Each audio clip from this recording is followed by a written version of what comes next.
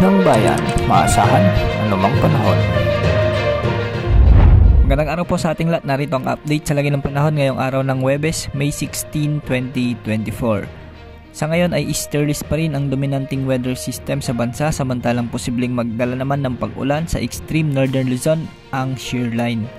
Sa Mindanao, posible rin ang mga pag-ulan sa Zamboanga Peninsula, Bukidnon, Lanao del Sur at Cagayan de Oro at Soc-Sargen.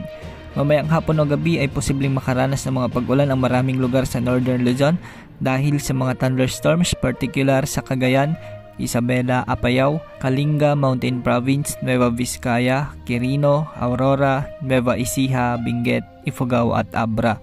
Posible rin ang kalat-kalat na ulan sa bahagi ng Central Luzon, lalo na sa Tarlac, Bataan, Zambales, Batangas, Quezon at ilang bahagi ng Bicol Region. Mataas din ang tsansa ng ulan mamayang hapon o gabi sa bahagi ng Metro Manila at ilang mga kalapit na lalawigan.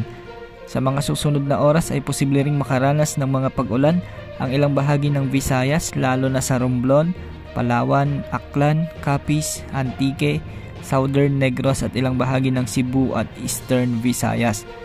Sa ngayon ay matataas na heat index pa rin ang aasahan dahil sa posibleng pumalo sa 46 degrees Celsius ang heat index sa Dagupan City, Pangasinan at Butuan City, Agusan del Norte.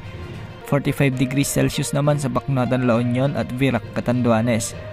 Papalo naman sa 44 degrees Celsius sa Cuyo, Palawan, Rojas City, Capiz, Iloilo City, Dumangas, Iloilo, Catarman, Northern Samar, Giwan, Eastern Samar at Zamboanga City. Sa ngayon ay may nakikita pa rin tayong mga cloud clusters sa silangang bahagi ng ating bansa at ayon sa latest tropical cyclone threat potential forecast ng Pag-asa ay mababa na ang tsansa nito na lumakas bilang bagyo. Bagamat mababa ang tsansa nito, iba pa rin ang ipinapakita ng ilang models na ginagamit natin gaya ng GFS model. Ayon sa wind outlook nito, unti-unti itong lalakas bilang bagyo sa labas ng ating area of responsibility at hindi naman inaasahan na papasok ito ng ating PAR. Dahil halos almost stationary na ang cloud cluster na ito sa kinalalagyan niya, asahan na mas marami pang pagbabago ang magaganap sa mga susunod na araw ukol sa sama ng panahon na ito. Sa ngayon wala ring nakatas na gale warning sa mga karagatang sakop ng ating bansa. Yan ang update sa lagay ng ating panahon. Ito po ang weather update ng bayan, maasahan anumang panahon.